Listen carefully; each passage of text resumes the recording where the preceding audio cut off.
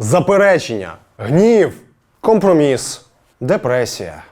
І зрештою, прийняття. Ми мали б бути зараз в цій точці, але ні. Бо я, наприклад, не хочу приймати депутатську брехню і постійні мутки з дорогою нерухомістю. Власне, через це ви і дивитеся зараз це відео. Всім привіт! Мене звати Макс, і я, як і обіцяв, продовжую розповідати про дорогі депутатські обновки. Обновки з цегли, дерева, скла і бетону. Хати, хатки, маєтки, котеджі. В тих народних обранців, про яких ми сьогодні розповімо, нові квадратні метри з'явилися вже під час повномасштабного вторгнення. Десь якраз між черговими заявами міністра фінансів про «українцям треба менше купувати». Нам потрібно зменшити наше споживання, я думаю, в декілька разів. Ну так, хтось стрес заїдає, а хтось закуповує. Так от, в цей момент ціла низка народних депутатів подіставали звідкілясь десятки мільйонів гривень на покращення своїх житлових умов. І подіставали вони ці мільйони так, щоб ми з вами і не здогадалися, що в них ці гроші взагалі є. Залиште мені мої гроші, мені немає за що бути жити. В цій нашій історії буде все. Буде новенький маєток на приватному острові за ціною однушки на Теремках. 80-річна матір, яка раптом реєструється як підприємець і купує палац в Козині. Родина... Дідько, на що я це слово згадала? Родина від батька до сина. Попустило. Так, родина, яка дружньо скинулася нардепу на новенький будинок грошима, заробленими ще в 94-му. От де правда. Коротше, все як ми любимо, все як ви любите, все як НАБУ любить. Розповідати я буду суттєво більш натхненно, якщо знатиму, що ви всі вже підписалися на наш канал. Тож не розстроюйте мене, будь ласочка, підпишіться і поїхали.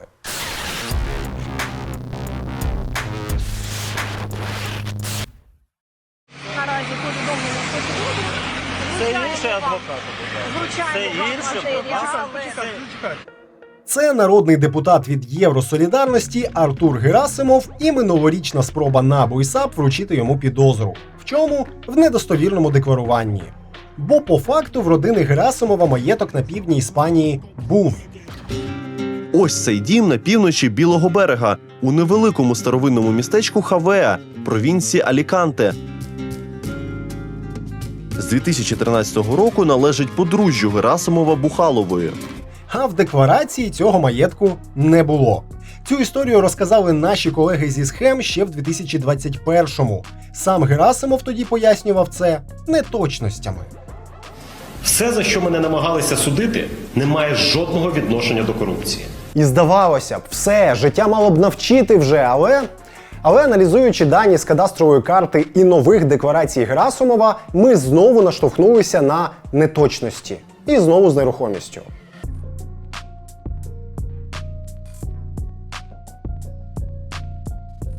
Плюти. Місце, яке вже багато років б'ється за звання другого після Козина найкрутішого місця в країні. Берег Козинки і Дніпра, дамба, яка тягне людей з грошима як магніт, ліс, якихось 20 хвилин до Києва і, як наслідок, дорожезні маєтки навколо. Коли я кажу дорожезні, то маю на увазі ось такі. Це, якщо що, палаццо олігарха Ріната Ахметова. І палаццо цей саме в Плютах. 19 липня 22-го його сусідами стала родина нардепа Артура Герасимова. В цей день дружина народного обранця Наталія Бухалова оформила на себе будинок на майже 400 квадратів і 30 соток землі під ним. Це ексклюзивна нерухомість. Бачите, знаходиться вона, по суті, на приватному острові. Так, на острові, де взагалі-то житло будувати заборонено. Але раніше низка не дуже хороших і відверто поганих людей це діло віджали під забудову. А прокуратурі було чи то ліньки, чи то не до того. Тож тепер тут невеличке котеджне містечко. Зараз я покажу декілька оголошень про продажі будинків і землі в Плютах, щоб ми з вами краще орієнтувалися в ринкових цінах. А поки я це робитиму, прикиньте в коментарях, у скільки маєток обійшовся родині Герасимова. Цікаво, чи хтось з вас вгадає. Отже, що по чим? Ось дуже схожий за площею, ще й знаходиться відносно недалеко. Землі, щоправда, менше – 25 соток, але нехай. Хочуть за котедж $580 тисяч. Ось тут стільки ж землі, ще й вихід на канал теж. Ну, щоправда, площа трішечки більша, як і вартість. За це диво просять 1,7 мільйона баксів. Ось ще один, теж дорожезний, за 1,4 мільйона. Коротше, плюс-мінус зрозуміла логіка ціноутворення, так? З землею тут все не менш небюджетно. Ось, наприклад, просять 12 тисяч баксів за сотку. Ось дорожче, більше 14 тисяч, зате з виходом до води. Як, власне, і у Герасимових. Їхній будинок геть новий. Якщо вірити сервісу Google Earth, то звели його на стику 20-21 років. Власне, вперше в декларації Герасимова він тоді ж і з'явився, тільки не як власність. Родина ним просто користувалася. Жили в Тетяни Матвєєвої, яка, варто розуміти, і була власницею. Думаю, ви вже почали здогадуватися, тож я просто здогадки підкріплю. Тетяна Матвєєва – теща Артура Герасимова. Можна припустити, що будинок зі старту зводили для родини нардепа. Тільки от ніяких пов'язаних з цим видатків в деклараціях Герасимова не було ні в 21-му, ні в 22-му, ні в 23-му. А тепер увага! В яку ціну котедж і земля обійшлися? Та ну, нібито обійшлися родині народного депутата. Дружині ні в скільки, це був подарунок. А от тещі 3, 2, 1, 2 мільйони 930 тисяч гривень. За тодішнім курсом долара це близько 100 тисяч. За таку суму можна було взяти, двушку не в центральній частині Києва. 400-метровий маєток на 30 сотках в Плютах – ні. Наша команда дала громадам фінансову незалежність, збільшуючи місцеві бюджети інколи в 10 разів. Тож лишається тільки позаздрити з одного боку і повчитися з іншого. Отримати такий актив за таку суму – це треба мати талант. Наче в країні все добре, проблем нема, а всі обіцянки слуг, так звані обіцянки слуг, виконані. Власне, оцей от острів, де тепер гніздиться родина Герасимова, привабив сім'ю ще одного його парламентського колеги. Землею і нерухомістю тут володіє і батько, і син, і вже колишня дружина Ігоря Палиці. Це що, той, що хазяїн Буковелю і екс-партнер Коломойського, спитаєте ви? Так, це той, відповім я. Ну так же грошей купа, чого домахуватися, продовжите ви. І ви знову праві, скажу я. Але не все так однозначно. Бо так, всі знають, що Палиця дуже заможний народний депутат. Ви про це знаєте, ми про це знаємо, Палиця про це знає. Але якщо глянути в його декларацію, то можна заплакати. Бо там 2 невеличких офіси в оренді і квартира в Луцьку. І все. Ні землі, ні будинків, ні машин. Порожньо. Зеро. В готівці, записано в декларації, лежить вдома, на секундочку, 47 мільйонів доларів і 400 мільйонів гривень в готівці. Немає там і членів родини. Окей, майже нікого з членів його родини. Є донька Марія. На Марію нічого не записане, власне, думаю, тому вона в декларації і є. А от основні тримачі активів родини тут відсутні. Йдеться в основному про сина Захара і колишню дружину Оксану, які, окрім бізнесу і нерухомості в Україні, мають аналогічне також в Австрії, Франції та Швейцарії. Але в декларації нардепа цього нічого немає, як немає нерухомості в Плютах. Так, Оксана Палиця з 20-21 років володіє тут понад гектаром землі. Ще частину ділянок жінка орендує. Син Захар же з грудня 23-го став власником великого на понад 5000 квадратів маєтку. Вихід до води, власний пляж, тенісний корт – все як треба. В батька нардепа тут теж є земля. 30 соток ось тут. Паркан в паркан з Герасимовим. Якщо вірити карті, то на ділянці поки нічого не збудовано. Оцінювати цей актив вкрай складно. Якщо сотку в середньому оцінювати в 500 000 гривень, як ми раніше й говорили, то тільки земля Палиць тут може коштувати орієнтовно 75 мільйонів гривень. Про маєток я взагалі мовчу, підозрюю, що це ще десь стільки ж. Це 600 кілограм грошей. Якщо уявити, скільки це?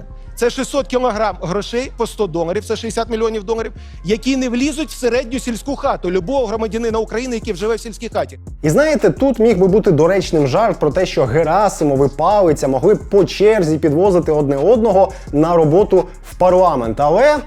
Але нагадаю, що народний депутат Палиця туди не ходить. Навесні моя колега Наталія Лазарович помітила, що Ігор Палиця прогуляв майже рік засідань. У відповідь на резонне питання «така чого ж насправді так?» нардеп відповів, що який зміст того, що я буду там сидіти, на кого дивитися? На Качина чи ще на кого? На яких представників я буду дивитися? так і живемо.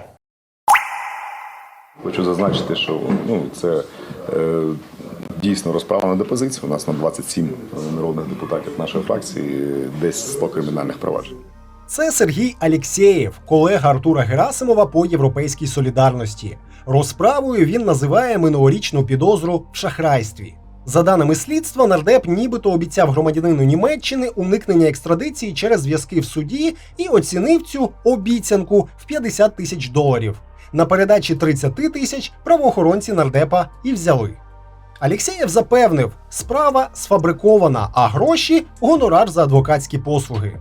Знаєте, я не хочу розбиратися в цьому конкретному кейсі. Алєксєєв дійсно є одним із співзасновників відомої юридичної фірми Алєксєєв, Боярчуков і партнери. Тож з цим шахрайством нехай розбираються слідчі і судді. Мене ж, нагадаю, цікавлять історії з нерухомістю. І вони в нардепа активізувалися чітко під отримання підозри і перші судові засідання. У вас мають бути підсудні не тільки корупційні правопорушення, але і пов'язані злочини, зокрема такі, як зловживання владою або офіційним статусом, незаконне збагачення та відмивання грошей. Ще раз наголошу, Алєксєєв відомий юрист, тож гроші в нього і були, і є. В декларації нардепа чимало заощаджень і банківських вкладень, а також багато різної нерухомості і у власності, і в оренді. Воно все не дешеве і добротне, але в цьому переліку не вистачало якоїсь вишеньки, якогось діаманту. У вересні 23-го цей діамант і з'явився, і засяяв. 6 вересня минулого року 82-річна матір нардепа Віталія Яківна стала власницею маєтку в Козині. Його площа, краще зараз сядьте, якщо стоїте, 1161 квадратний метр. Гараж, мангальна зона на великій терасі, вихід до води, альтанка, вольєр. Все це діло розкинулося на 75 сотках землі. Про це не можна сказати, що це дорого. Дорого – занадто м'яке слово. Щось мінімально схоже тут зараз продають від $1 мільйона. Від – це старт. Стеля – а ні, стелі не існує. Це тупо цінова нескінченність. Віталії Яківні 82 роки. Вірогідно, щоб ця операція виглядала бодай мінімально реалістично, на неї тоді ж, у 23-му, оформили ФОП. А щоб ні в кого не було сумнівів, для кого ж цей актив, матір одразу ж віддала його в користування синові. Цікаво, що шматочок цього будинку раніше вже з'являвся в декларації Алєксєєва. В попередні роки він орендував тут літню кухню, орендував у свого ж юридичного партнера Сергія Боярчукова. Вочевидь, останній і був власником усього маєтку та землі, до того, як все придбала матір Алєксєєва. За декларацією сина Віталії Яківні будинок і земля в Козині обійшлися у 35,5 мільйонів гривень. Це явно занижена оцінка, я ж 2 хвилинами раніше вже показував реальні оголошення про продаж схожих будинків. Але навіть якщо скласти всі заощадження нардепа і його дружини і додати туди всі доходи за 23-й рік, то їх би не вистачило. Не вистачило б і все. Всіх грошей відомого юриста не вистачило б, що й логічно, бо роком раніше Алєксєєв нібито подарував матері майже 25 мільйонів гривень. Ось вони, схоже, і знадобилися. Це, вибачте, це ненормально. Тож бачите, опозицію утискають, але опозиція не здається. І навіть в таких тяжких умовах, під час Великої війни, в розпал кримінального розслідування і судів, опозиція може розправити плечі і вдихнути повні груди повітря. Чистого козинського повітря. Друзі, ви могли помітити, що ми експериментуємо з часом виходу відео. Оцінити і порівняти, коли вам краще заходить класичними способами важко, бо теми різні. Тому ми зробили невеличку анкету. Це кілька хвилин вашого часу, але великий внесок в розвиток нашого каналу. Посилання на анкету в описі і завчасно дякую тим, хто заповнить. Яка була вартість цього будинку? Він же ж його будував. У нього вартість вона має складатися з Якби він його купив, от прийшов і купив будинок. А будівництво, це ви ж розумієте, да, там, як воно відбувається. Там. Це роботи якісь, це матеріали якісь. І тут це питання до мого батька, не до мене. Це нардеп від «Слуги» Павло Павліш. Минулоріч він подався на конкурс, де хотів отримати крісло судді Конституційного суду. Не отримав. Зате ми всі отримали довгий запис його співбесіди з конкурсною комісією. І там він намагався пояснити всім, як його батько примудрився в січні купити ділянку, а вже в травні-червні закінчити будівництво маєтку. Знаєте, це в біса хороше запитання.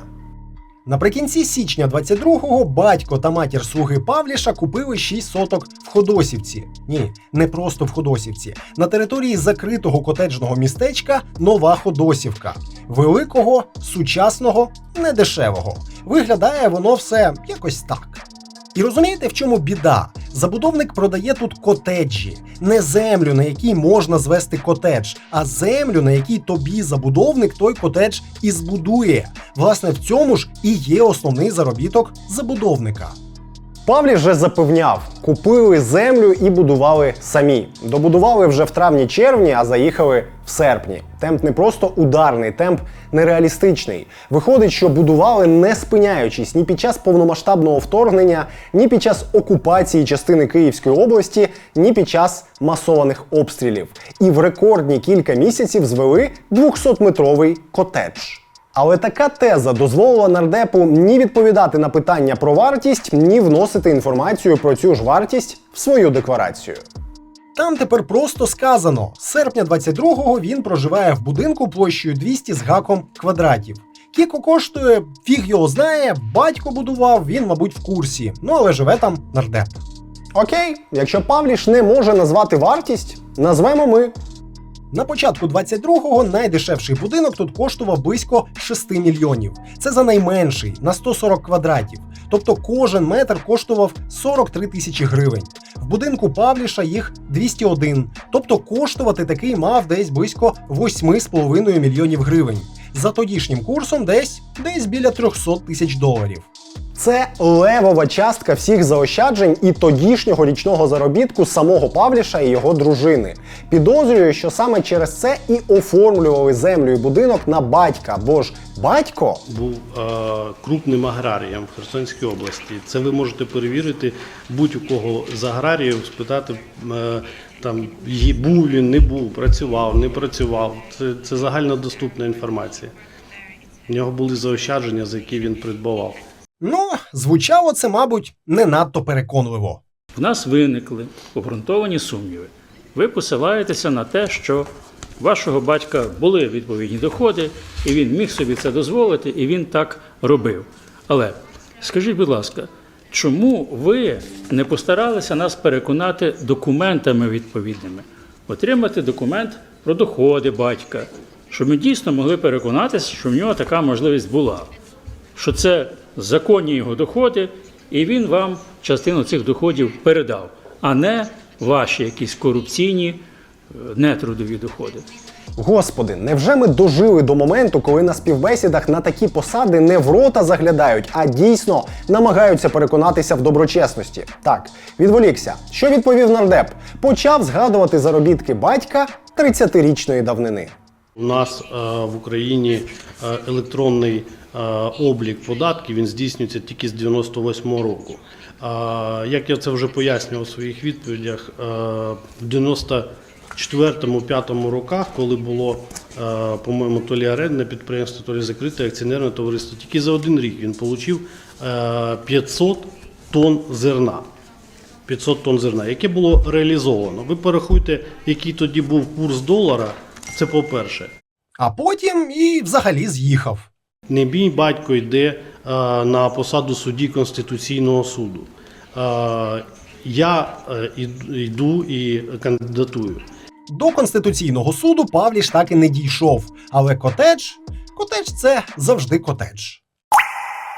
Я переконаний, що під цим випуском знову будуть десятки коментарів в стилі «ну так і що ж з цим робити?». І знаєте, в мене, мабуть, є пропозиція найбільш цивілізованого виходу – тренувати власну політичну пам'ять. Так, в країні, де створено одразу декілька антикорупційних органів, хотілося б активнішої їхньої роботи, хотілося б яскравіших результатів, хотілося б реальних вироків або ж реальних санкцій. Але давайте дивитися правді у вічі. Воно їде або дуже повільно, або не їде взагалі. Тож найкращим виходом все ж таки вважаю не голосувати на наступних виборах за недоброчесних кандидатів.